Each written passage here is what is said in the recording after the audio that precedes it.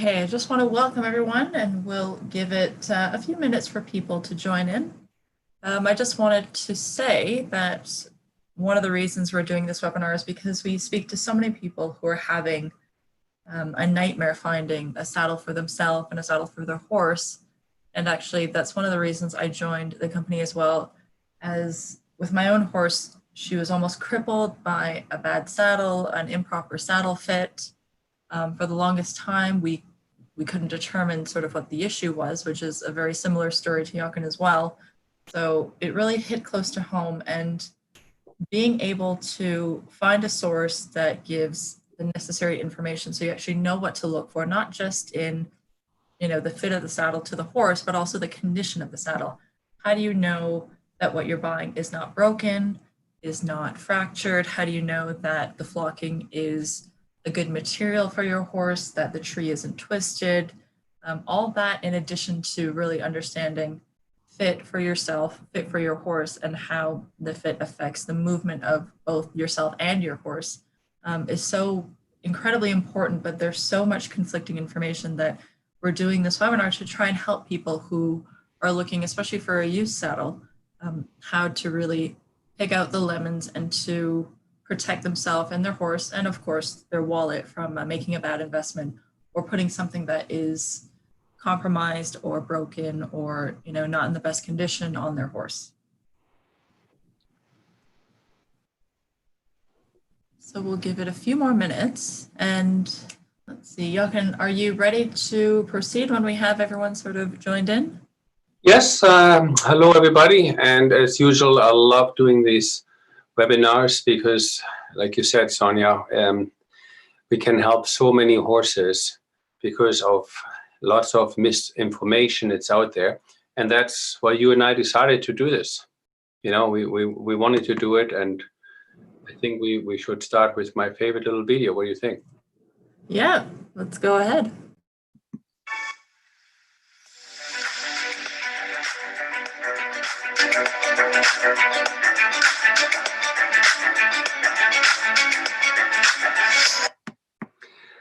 I love this video because this is pretty much the horse says it all. How it looks, how it shows his expression, and we're here to help. And people ask me all the time, why do you say this is the way it is? And I have to say, quite frankly, I never knew as a saddle maker or as a rider, and no matter what kind of a company I used to work for it in Europe, every company, of course, says, no, this is the best way to do it. So I decided to really get the information, what I share with you, to collect it from people who don't make saddles, from people who vested their life and their mission to help horses.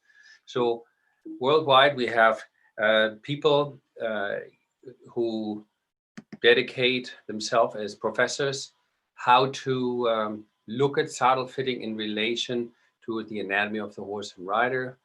Even a school in Vienna, what is 400 years old, and they still say, it has to fit the rider first, otherwise the horse will have damage. Doctors writing books about long-term damage. Veterinarians using thermography to really make it really clear how saddles can hurt the horse's shoulders. Some of the veterinarians dissect horses and put the tree on it to make videos to really bring that across, and other veterinarians who dissect horses and study the bone formation and deformation sometimes because of wrong saddles. And other veterinarians say, hey, look on top, look how these people ride. This veterinarian here is obviously worldwide known, and he has said, as a rider myself and a veterinarian, I know if you're riding the horses with force and pain, that's not nice. And that's why so many people, hear from top clinicians, the same thing. Too many people hang on the horse's mouth, and then of course we have all kinds of different opinions now. And who pays? The horse pays, and it's great to see that veterinarians from all around the world dedicate themselves and write, in this case, to Dyson Rodin Ethogram to explain from the veterinarian point of view. Look at the eyes and the ears of the horse. They don't know how to lie. and that's how I started this whole mission. And together with Sonia, we bring this now to you, not just online, but also to you here every Friday, if we can. Last time we had a digital class in Germany, our first actual German course. I taught in Germany many, many years, but this is our first online.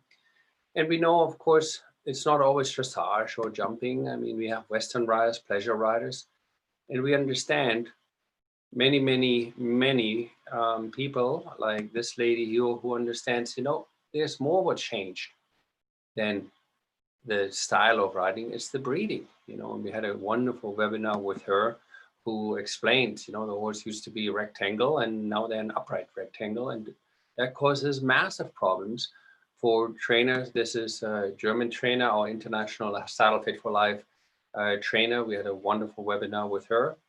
And another veterinarian from Holland who I learned a lot from it, and I follow her work. I love what she does. And that's what we want to bring across. All these people who are here to help, well, you to make sure we're here for you, and we can help you a little bit. When you look in this today is about how we find used saddles. And Sonia, I loved your introduction. And I also like how you mentioned that's how you did find Saddlefit for Life. What drew you to go to the part that you says, not only do I want to follow the philosophy, I also want to work with them. What was that deciding factor for you? Always wanted to.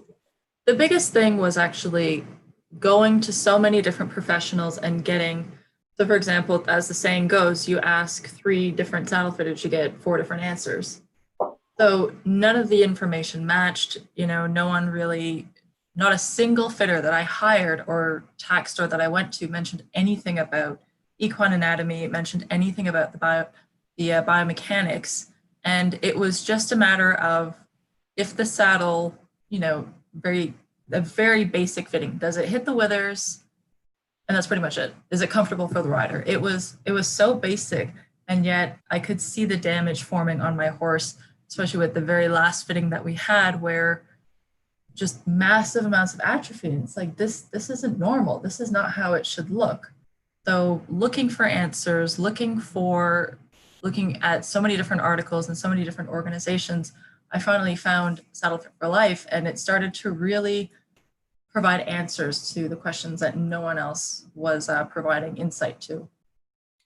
I'm really blessed that you came to Saddlefit for Life, because I'm approaching 60 soon, and I'm running around the world, and I feel like I don't have enough time left to really help every horse.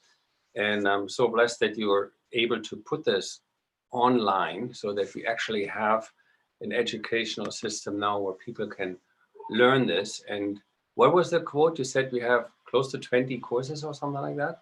We have a minimum of 20 courses, and we're working on, I'd say, over a dozen more that touch on saddle fitting, but from different angles. So we touch on sort of riding and creating a sound athlete and how it affects saddle fit and vice versa, rider balance and saddle fit, and so many different other ones where we're really painting a whole picture of the horse and how we have to care for the horse and how everything is interconnected. You can't have horse shoeing, but everything else working. It doesn't work that way. Horses don't work, their parts don't work in exclusivity. Everything has to work together holistically. And that's another part of Saddlefit for Life that really resonated with me, is it's not just, with blinders on, only saddle fit, never looking at anything else. Even though, everything has to work together. If it doesn't, you're never going to get a horse that is performing to the absolute best that it can. Yeah. Well said. Well said. So let's dive into this week webinar and see what we can do from all these questions, what you get in at Saddlefit for Life. And let's see, what do you want to start with, Sonia? Well, the whole premise of this particular webinar is helping people to really understand their own saddle. So to be able to look at their saddle, determine if it's damaged, if it's twisted, if they need to have someone called out, to repair, reflock, or, you know, in the odd case, actually have the whole thing just replaced because it's beyond repair. And quite often people don't see the issues in their own saddles because, especially when you see something every day, you tend to not notice the small changes. So these are the questions that we get asked quite often on all areas, so Facebook, email, etc.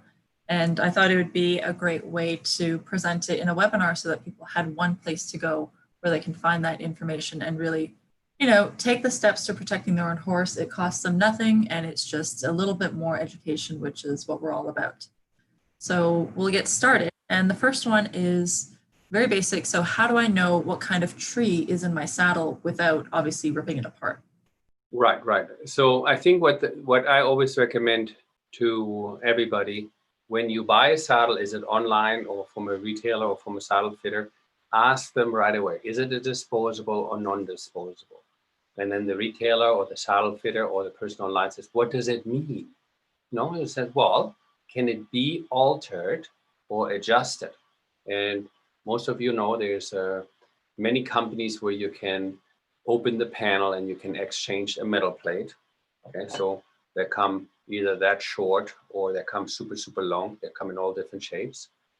And then there are saddles you can adjust with a hydraulic press or a tree machine, we call it. But the first thing I would recommend is ask for it. If they don't know and somebody says, here's a saddle, you would like to have it, always look for, does the saddle have the tree points? The tree points is what you see here. In this case, it goes forward. These are really horrible. They go, sorry, this goes straight down, somewhat forward. But you see this tree, how it points forward. This tree you're looking at upside down, you see the gullet plate, the tree goes straight, but the metal plate points forward. So why do you want to know what tree is inside and how the tree points are made? Because you see a lot of damages and scapular problems right here on the shoulder, like I expressed in my little intro before. You know, when the metal points poke forward, that is all the damage you can cause. So there's a couple of tricks I'm going to share with you now, how you can see how long the gullet plate is. So this is a super long gullet plate, or how short, okay? And mainly what tree it is. So let's start with the main question. So I'm going to turn my screen off for that, so I have a better picture for you guys. Okay, so let's start with the traditional wood tree. So the traditional wood tree, you see the stirrup bar here, metal plate on top, and the gullet plate here. Here where my hand is, it's hollow, and you see all the steel going all the way around. So you know, when you come to an English wood tree, sometimes where you put your stirrup leather in, you can see a little bit tree exposed around the stirrup bar. So if you see a brown mash like this, you can recognize it very quickly. But you also can see a wood tree has always webbing in the seat area. So what you do, you hold the saddle like I do right now, the tree, in front of your chest. You push with your thumb on the bottom of the panel and with the other thumb on top of the seat. Now you can actually feel your thumb and you can move your thumb back and forth like this. I'm going to demonstrate that on the saddle so you get the better visual. So this one here has a tree. So I put my thumb here in the gullet and I put my thumb here on top. And then I can actually feel my fingers going back and forth in here. So you have right away a knowledge this seat is based on webbing. 99% it is a wood tree. There's other areas where you could have actually webbing on an adapt tree, which I show you now how you know. So you turn your saddle over, and this front part here, right here where my hands are, okay? Sometimes there's leather from the panel what flips backwards, but go ahead and push firm all the way around and feel if you feel any rivet heads. So let me put that saddle down and show you what rivet heads are.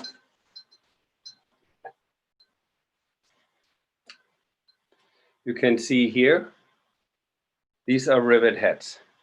So these rivets are riveted all the way through the tree to another gullet plate on top. So if you have a saddle where you can push your fingers back and forth, you know it's a web tree, 99% it is a wood tree. And if you feel with your thumb, so if I use like this cloth, okay, I folded it 3 times and I put it over here. That's approximately how thick that piece of leather is, what hides the rivets. And I can feel very, very clear the rivets. If that saddle, you feel the rivets and you can feel your thumb, and sometimes, as I said, you can see it here, that's a wood tree. Now, these wood trees are not meant to be adjusted. Sadly, there's many, many companies who train saddle fitters to actually force this apart, and you break the saddle tree. Now, another saddle.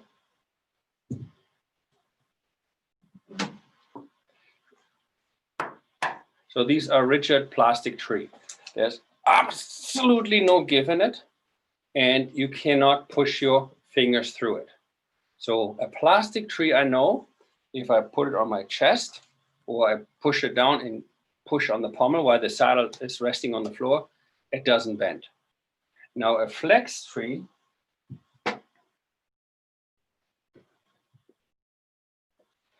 same thing. I can't push through with my thumb. Okay, it's a polypropylene material, and that tree flexes a lot.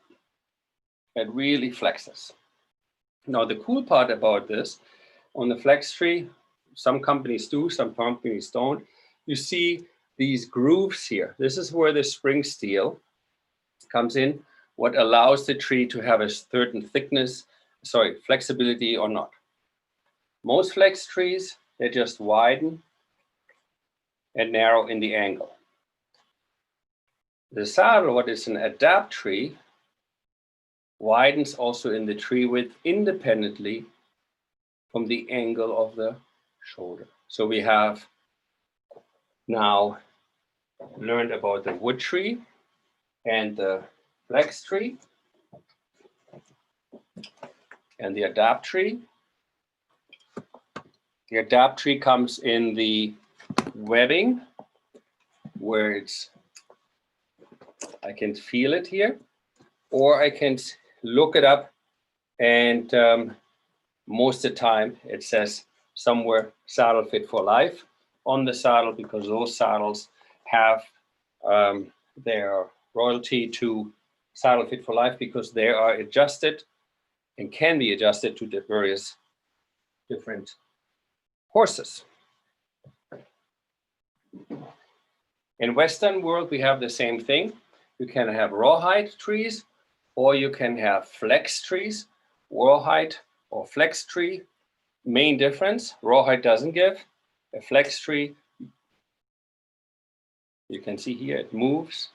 The cool part about the Western saddles, they have way more weight-bearing surface. Then there's a binet tree where it's super narrow for the rider's side, and binet made or born of 2 equal parts. And it has the second part of the tree on the horse, like a Western tree, nice and weight-bearing surface. So those companies who use the binet tree will say on the saddle binet tree. So to summarize up the question, and the question was, how do I know what tree I have? Always ask the company where you're buying the saddle from, or the fitter, what tree is inside, and always feel it the way I just shown you. Sonia, what do you think? Did that answer the question? Yeah, that was great. A wonderful explanation. And I just want to provide an aside note. Any saddle that is stamped with Saddlefit for Life has actually undergone by us. And we do pretty rigorous field testing. Our whole goal is to see fault in the saddle. And if the saddle passes and follows our philosophy of fitting and protects the horse, then that's when they get that stamp. So moving on, the next one is equally important. So how can I tell what kind of flocking is in my saddle? And if you can sort Okay, Sonia, I hope you're still there, because just when you were saying something, I lost you or the connection. So oh, no. All right. So can you hear me? Thumbs up. yes. Okay.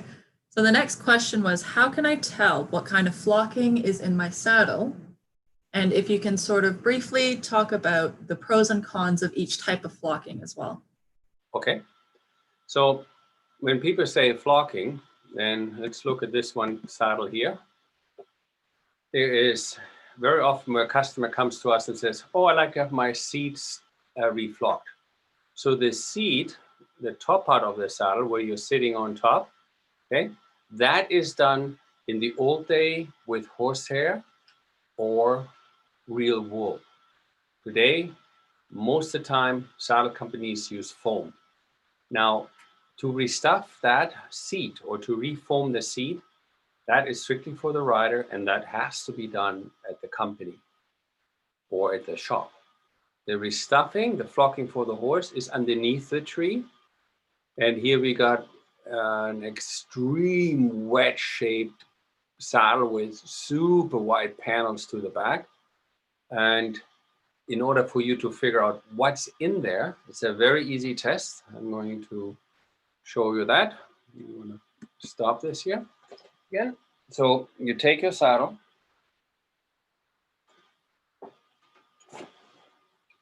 and it doesn't hurt the saddle at all.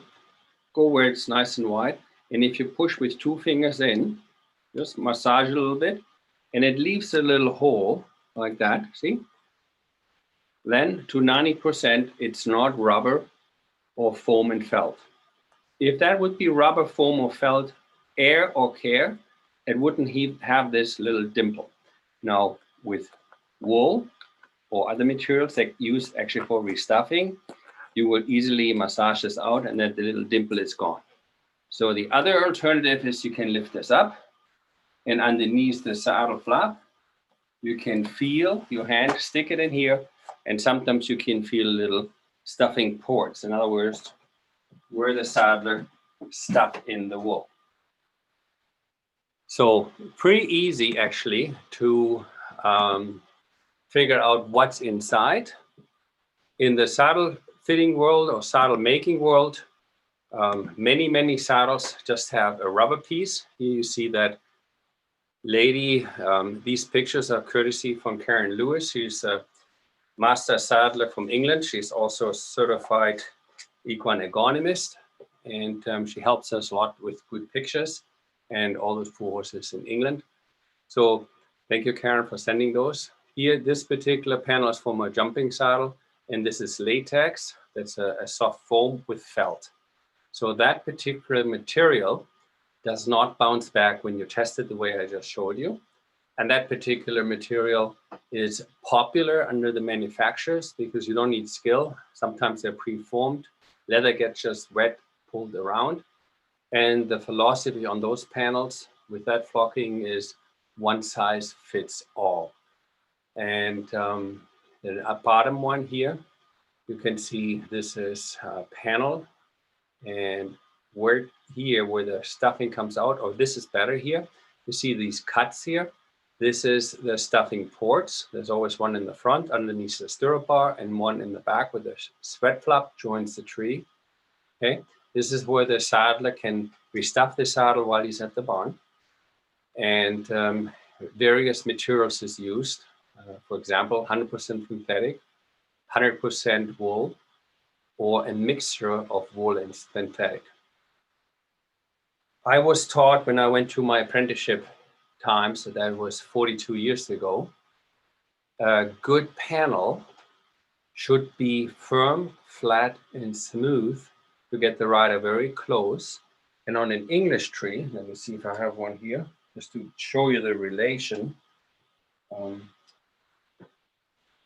the English tree, what has super narrow bars with the panel, what is properly firm stuff, we need to distribute the weight-bearing surface to the horse. Now, where a Western tree, most of the time doesn't have a panel, because look at the weight-bearing surface, they just have a Navajo pad.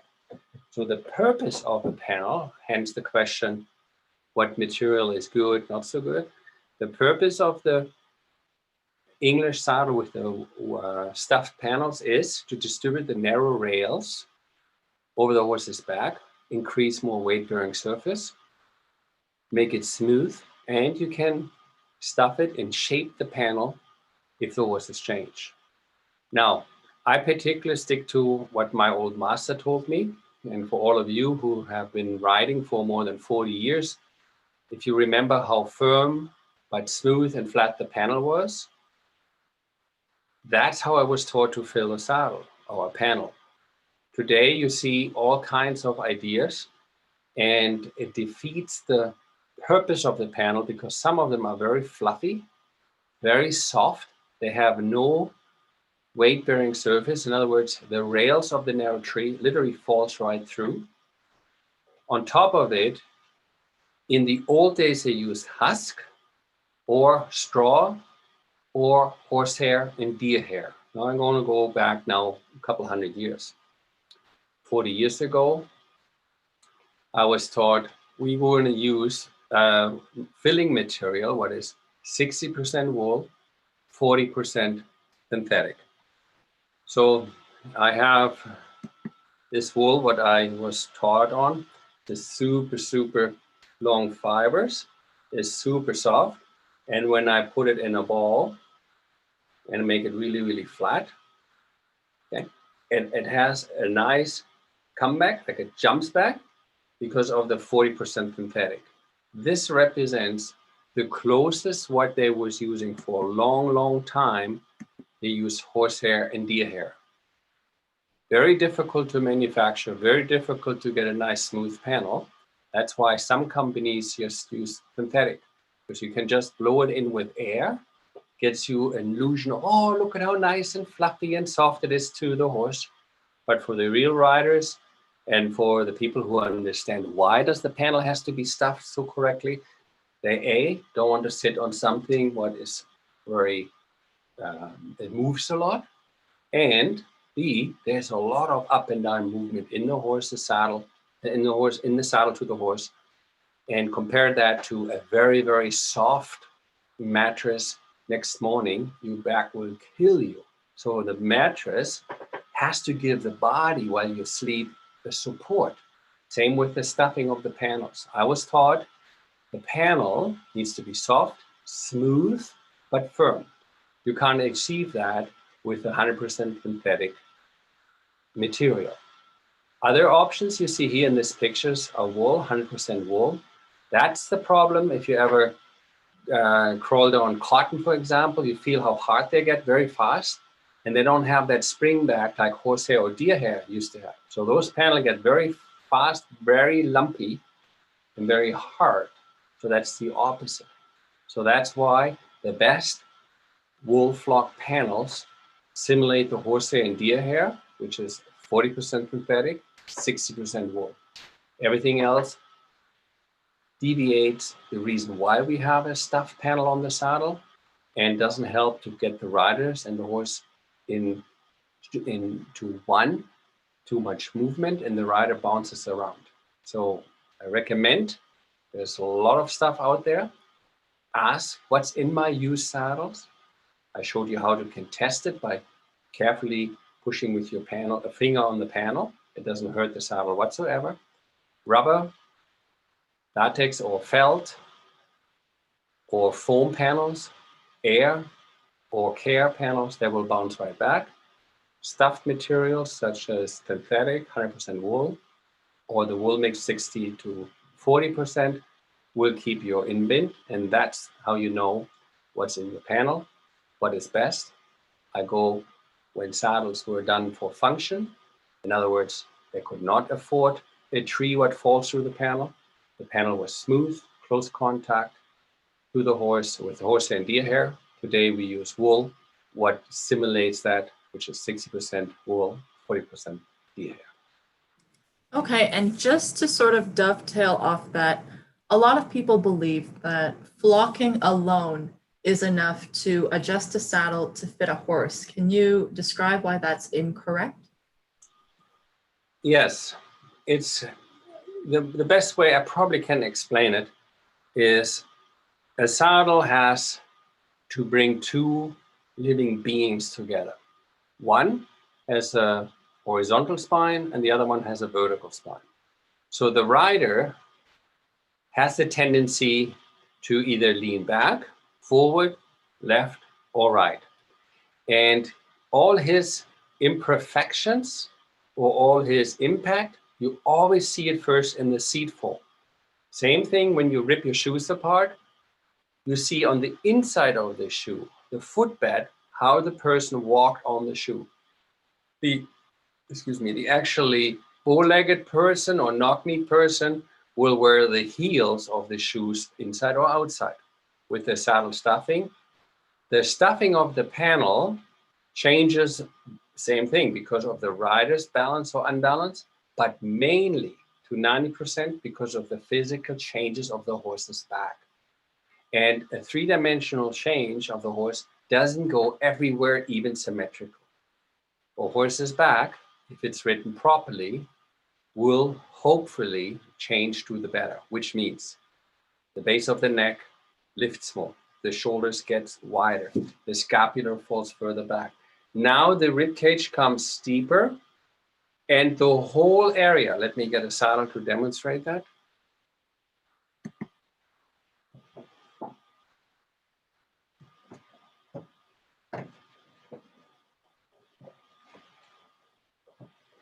Okay, so when the horse gets wider in the shoulder, I need to make this wider through here. That's most of the time where the D-ring is.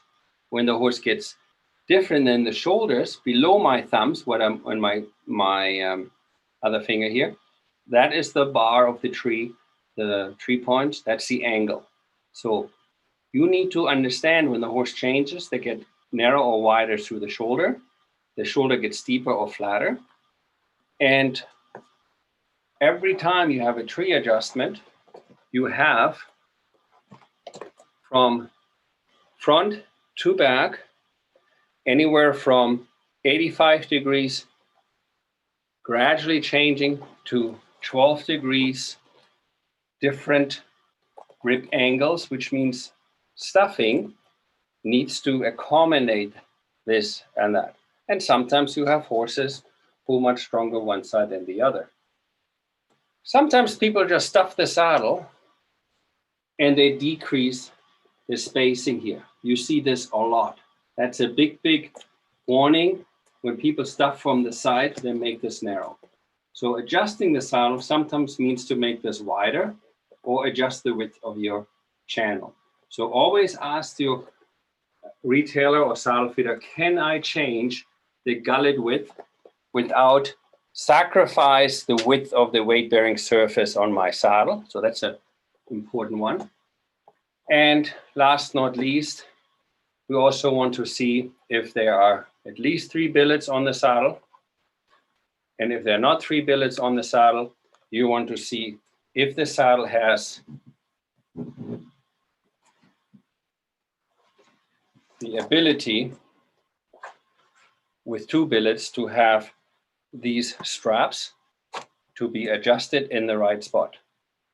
Every time a trainer, a rider, trains a horse and the horse gets more muscular or stronger and this tree gets to become too narrow and you just stuff the saddle, it's kind of like you say to your child, oh wow, my child grew, got bigger feet, I'm just going to stuff an extra insole into the shoe. Now that poor kid has not just bleeding toes and bleeding heels, now that kid also has his arch and his entire foot cramped because they just stuffed another sole in the shoe. Nobody would do that to their jackets, to their shoes, but 90% people think if I just stuff more into the side, interrupt and put more little balls here, all these wool balls or bales, or all this will be a huge problem to the horse. Okay, so stuffing is just 1 out of 12 adjustments what you need to do. That's wonderful. Thank you for that. Because a lot of people believe, and there are some saddle fitters as well, who say that they can block the saddle to make it fit. But in reality, you're not actually making it fit. You're making it worse for your horse. 100%, because sometimes it is the girth or the saddle pad, and there's nothing to do with the saddle. So you pay somebody to disturb your panels, make it lumpy, bumpy, or pipey, and now you had an additional problem, and the real focus has not been created. I see this all the time. The saddle starts to be bridging in the center, massive pressure in the back and in the front after it's been stuffed. Good point, Sonia. Thank you. And in regards to purchasing a used saddle, which I know a lot of people do, horses are not necessarily cheap to keep. One of the things that we see a lot of, especially for saddles that are used on multiple horses, is a twisted tree. So how do you tell with your own saddle if the tree is twisted? How can you tell if it's sort of bent out of shape or, yeah, like twisted, not straight, not the way it should be? Okay, so the number one thing what I always recommend, look how straight this horse is in this picture here.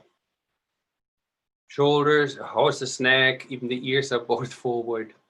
His butt is relatively even, but that saddle has been on there, girthed on, and the horse has been led 2 circles to the left and 2 circles to the right. This is where their saddle ended up. Okay, so what comes first, the chicken or the egg? Is the horse crooked or is the saddle crooked? Let's give this horse the benefit of the doubt and says every other saddle on this horse is straight except this one you want to buy. Look where that ended up. So that saddle, if you would buy this saddle on the left, that would be a huge problem because that horse will become deformed. Okay, so you can do it on the share. There's you need to develop an eye when you look from the back, like you see here on the right. Okay, sometimes this panel is bigger, then this is smaller, and when you look in this direction, sometimes you see one side is flatter, the angle on this case on the right side versus the left side, that's much steeper. So that could be that the whole saddle is twisted in itself. So for somebody who buys a saddle every 5 years or every 10 years, it's really hard to develop a good eye. So it's for somebody who sells saddles, buys and repairs saddles, you develop very fast an eye for this. Here, a big no-no when you buy used saddles, if you don't have 4 lady fingers comfortable between the panels, you will have massive problems for the horse's spine. Okay, so that's a big no-no. If you say, I'm in a tack shop and I can't put it on the horse, is there anything I can do? Then I recommend get a chair. Let me demonstrate this here. Stop the screen here for a second. So I'm gonna bend that down a little bit. So you put it on the back of the chair.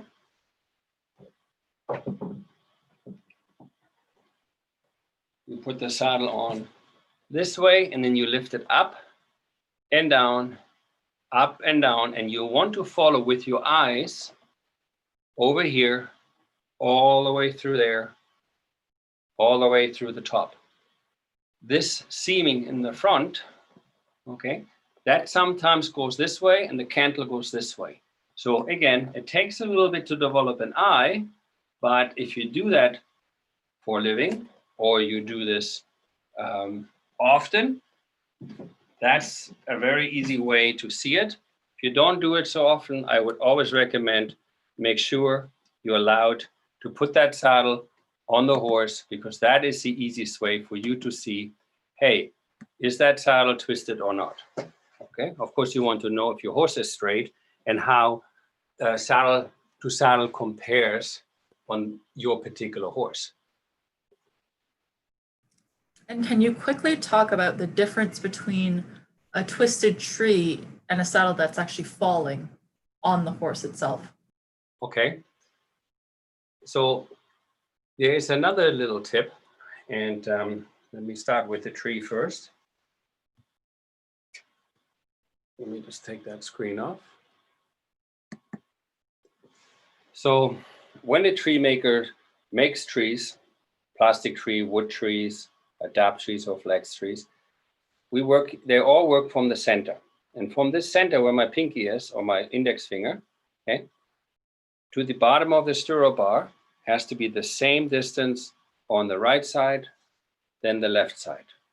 The whole time while the saddle maker makes the saddle on the tree, where the tree maker put the stirrup bar nice and level, that's the tree balance. Okay?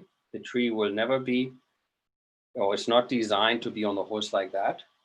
Okay? You can see the stirrup bar is not correct. So if the stirrup bar is correct, that's how this tree, by the tree manufacturer, is intended to be balanced on the horse. So now the saddle makers put the seat and the leather and the foam on it, and he uses this stirrup bar as well as these back pieces here as reference point. Now I'm going to get a saddle.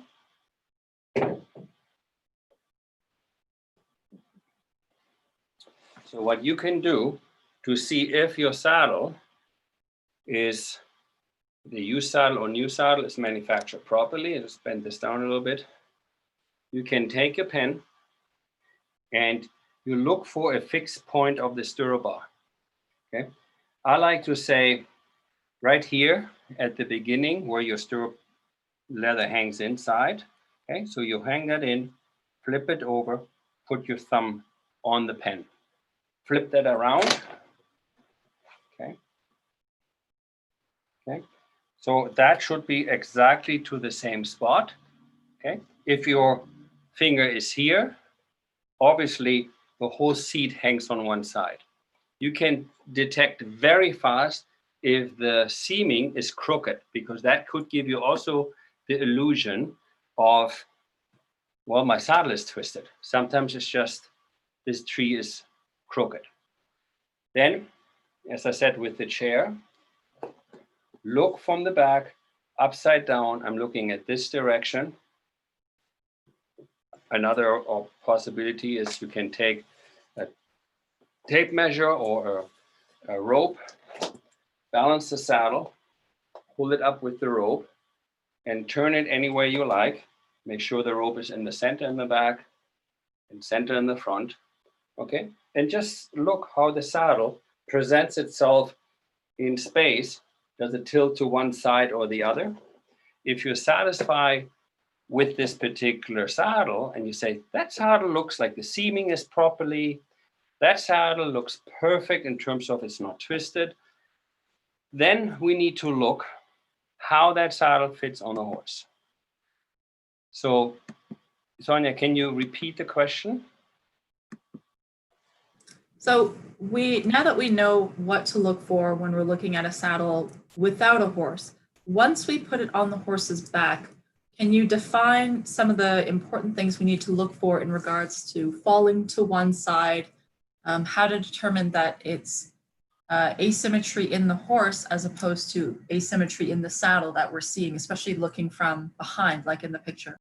Okay, so we know horses have all types of withers, either very long or very short, very wide or very narrow, but not very often people, because of safety reason maybe, or because they're not tall enough, have the horse absolutely square standing and take the bird's view eye from the back, follow the mane, the spine, the croup, and you will see 7 out of 10 horses have stronger developed left side than right side. 2 out of 10 horses bigger on the right, less on the left. 1 out of 10 horses is absolutely symmetric. If you are ignoring this, a jumper will always get pushed over to the hollow side 7 out of 10 riders who jump always stick their left leg out. Horses will always clip the front fence with the front left or right hind leg. Horses move diagonal. So if I have a straight saddle, but the horse kicks the saddle over, because we need to understand in movement, that scapular moves upwards, backwards. So this is just walk, okay? And you can see how the shoulder underneath the skin slides. And if you have a saddle what is cinched on it and you sit on that area, that bigger shoulder kicks it over. So here I strongly recommend maybe a different view for all of you here. Here you see a horse on a treadmill, also how the back functions, a different view from the shoulder right there. There's a lot of movement in the SI joint, but mainly the shoulder, okay? So when we don't allow the bigger shoulder, it will clip and it will hold the saddle.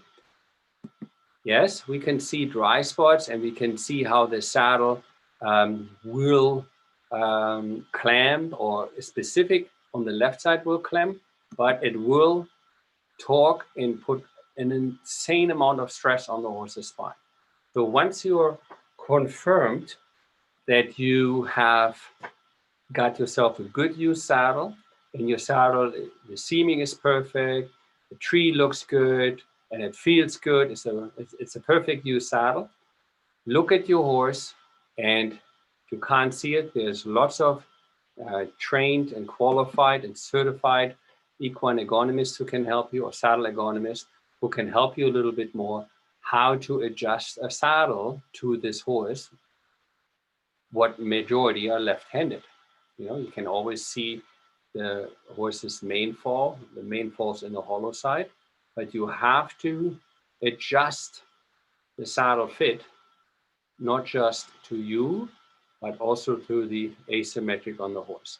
This picture I showed you earlier, that's why I recommend girth the saddle up, walk the horse both circles, and you will see where the saddle ends up. You could have a perfect saddle. It's not twisted, not wrongly seamed. You're happy how it's stuffed. Everything is perfect. But as soon as the horse moves without the rider, that's where it will end up. So that saddle needs to be fitted to accommodate, in this particular case, if this horse would be strong on the right, it needs to be accommodated to what veterinarian calls an orthopedic saddle fit.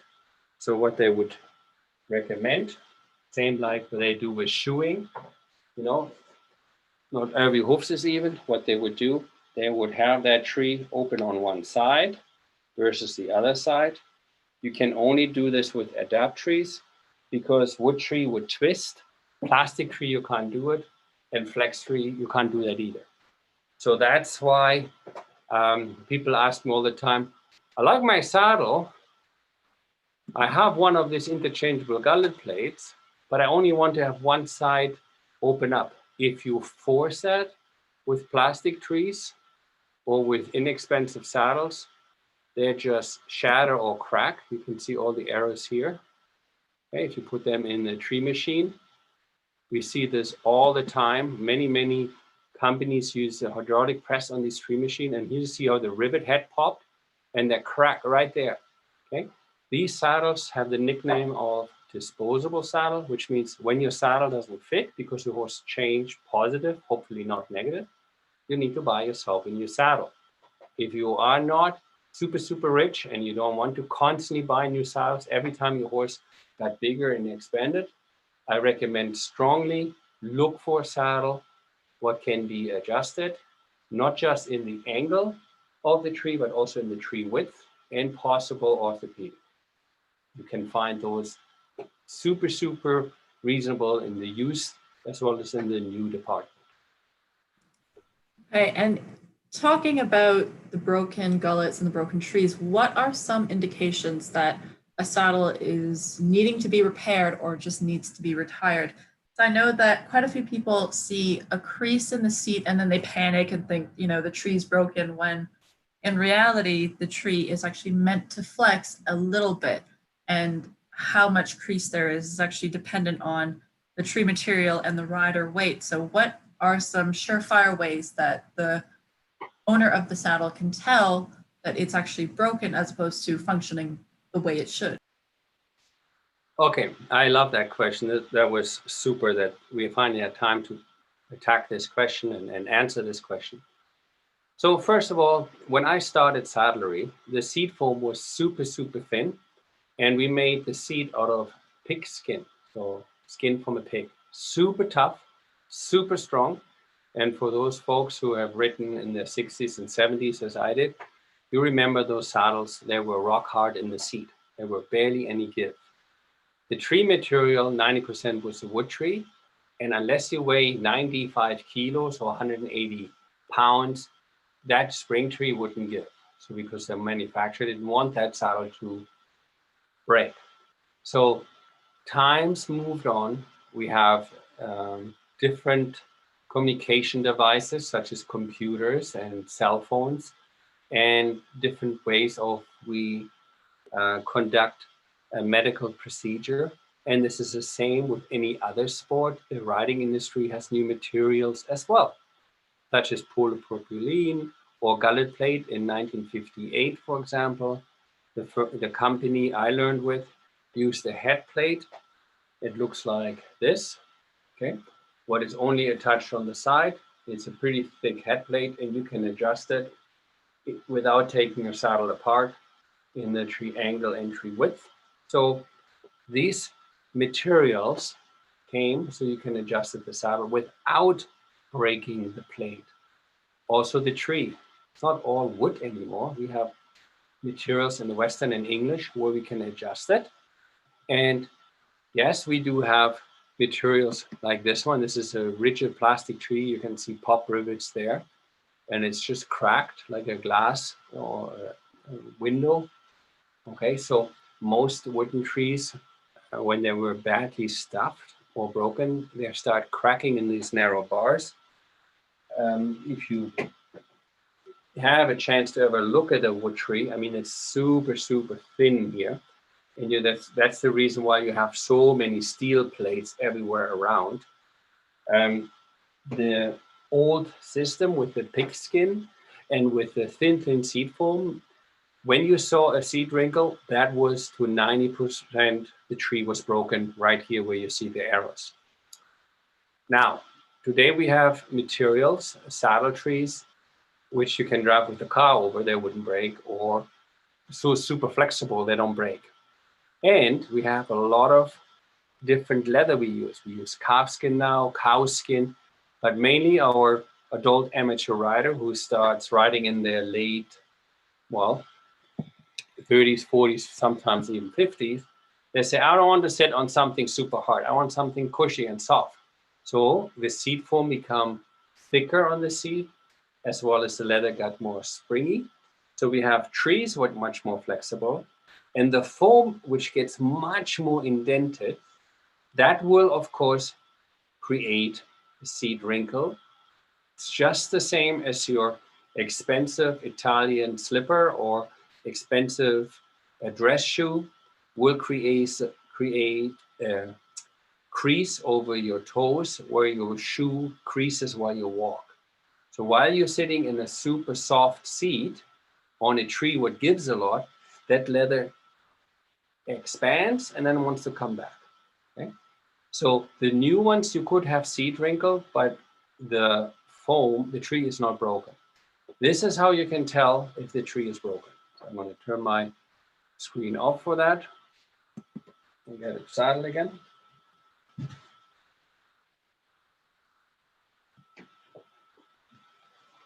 So most guys put the cantle on the chest and they can give it a little push so you can see how it comes back and it jumps back. Then what you can do, you can put this on a blanket and you push on here when you're a lady who doesn't want to squish her chest. You can also put it between your wrists like that, lean forward and push your elbows together. Turn them a little bit down. Okay, and you can also feel, okay, there's some give, some more than the other. If it's broken, this would go super easy. So the other thing I like to be super careful, take your fingertips, push them between the horizontal panel here and stick them right in between tree, and careful slice through here, because if you feel a broken tree and nail, or the worst thing it could possibly happen is that this steel could break. And broken spring steel is like super sharp knife. It would cut to leather like a hot knife through butter, and of course through your finger and the horse. So once that is broken, okay, don't stuff your fingers immediately in there. Okay, look first. Look if there's anything what sticks out. You can actually sometimes see it, it's silvery. Gullet plates, same here. You can put that D-ring on chest high and push this together this way. There should be absolutely no give. Or you hold it in front of your tummy and pull that out. Right? If it's broken, it goes very easy. So in here, if it goes easy, the head plate is broken. If you can easily push it together, you might just have a crack in the head plate. I'll show you what I mean in a minute. Okay. And also here, sometimes I feel a sharp corner digging up. Most of the time, where that sharp corner digs up, underneath the saddle pad, the horse already has a blood stain what goes through the saddle pad. So a cracked gullet plate looks like this. Let me just find a picture here. Again, I can't thank Karen Lewis enough. She's done a tremendous job to supply us with this. Here, sometimes you see where the tree points, bottom of the tree. You see that often on plastic trees. They're cracked right up.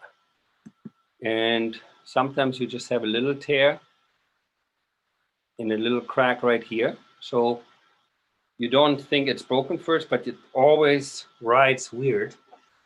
And it rides like you're sitting on a washing machine. It's kind of like this rotation movement.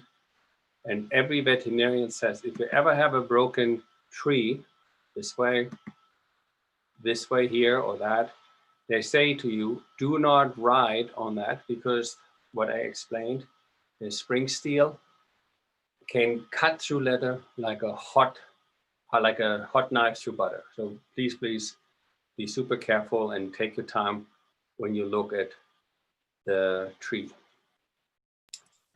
And for people buying used saddles, do you have sort of one last piece of advice that they should look for?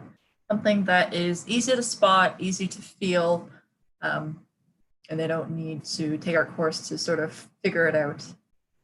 Yeah, the number one advice before your horse runs into weird swelling with your new saddle or used saddle underneath the stirrup bar or on the left side or along the side, avoid people who, I like that picture, don't you, Sonia? Avoid people who says, pop, just put the saddle on, it fits. So there's a lot of people who say, it's a super saddle, it's a great saddle, it fits a lot of horses. They don't want to go into detail. But for me, I think I have to say, Sonia, the first spot where I always start is, I'm sorry, very egoistically, first here. Right? So when you get a used saddle, stick yourself in a pair of jeans. The jeans have a seam right in your crotch.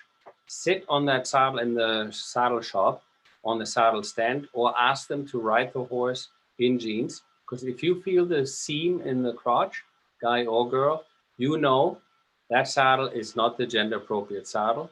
And just like this doctor here says, you can have massive joints, soft tissue, and spine long distance problem. Why is it so important that it has to fit you first? Because like they say since 400 years in Vienna, if it doesn't fit the rider, it will never fit the horse. Because what you will do, you cannot you say, I can ride in anything. That's a typical statement most trainers say because they do have to do it. Okay, but they compensate for long-term damage and sit wrong on the horse. So my first advice, sit on the saddle with a pair of jeans, tuck your tummy, your belly button to the spine without leaning back or forward. Just suck your belly button to the spine and stick it all the way out. So what you actually do, you just pivoted your pelvis back and forth. So if you're comfortable in that, then I would check how are these billets attached. So some billets, you can lift up the flap and you see they're just nailed. And by the first, give it a good tuck because sometimes they fly right off. So careful on your billets. How are they in touch? How are the stitches? Are they having any cracked signs? Because that's your safety. And then we talked about channel clearance and how this is formed. Right. So this very often is we call it misconstructed saddle. You know, we gave you a couple of tips earlier on how to look for what type of stuffing is in your saddle. So I will always check, is my saddle stuffed with a rubber panel or foam panel? Because that's going to cost you a lot of money if you change that over to wool flock. Feel with your fingers what type of flocking is in there. You can feel if it's lumpy or bumpy. And last not least, you know, I always say, take a pen, you know, as I say a pencil or a pen what bends, right? And when it's on the horse, that has to fit all the way smooth. Right there at the first circle, you want to be able to run that nice and smooth either here. And most important part, it needs to be, see how the tree has corners there? So that is where the most sensitive part is on the horse. So if you avoid this here, the pen has to fall very, very, very, very easy under the D-ring. And when I say under the D-ring, I'm talking about every saddle has a spot. Okay, that's right there where my arrow is. And I get a saddle right now. So when you use saddle, what has a D-ring, you can see right there is the D-ring. Okay. When it sits on the horse and my hand simulates the withers on one side, that D-ring should fall easy between withers and saddle at the height of the D-ring. Okay, there should be a little gap. If the withers is where my fingers are right there, and the pen doesn't go down there, easy, there's no space. By the time you burst this up, by the time you sit on top, it will squeeze the horse tremendously and will atrophy the horse like you see here. And we see many, many, many problems because the people bought a very popular saddle, but they didn't make it fit to them. Or the most important part, not to the wither cup of the horse. If there's something what I always recommend, okay, if you want to avoid the pain line in the back or the atrophy through the back, learn to understand that the distance where the D-ring is. You can see how narrow here. It's much wider. This is really wide, okay? A saddle tree comes in different width. And here you see the width is all the same, but the angle is different, okay? So ask whoever you buy that saddle from, what tree is it? And can I adjust it independently from the tree width and the tree angle? And to have the possibility to adjust that saddle to a horse what is bigger on the left shoulder. Here is a prime example. The D-ring is where this line is, and look how super tight that saddle is on that withers. So I hope this answered the question, Sonia, and I can't believe the hour is already gone, but it was good questions and I enjoyed this very much. Yeah, I definitely hope that our viewers learned something and are able to take this back to their horse and to their saddle and do a quick evaluation to see if it indeed fits, and it provides them with some insight to, you know, better protect their horse and better protect themselves from any damage that might be caused by a saddle that isn't suitable or that is damaged in some way or another. Yes, yes, and I look forward to talk to you next Friday, and I'd like to say goodbye to all of you, and hopefully I see you next Friday. Bye for now.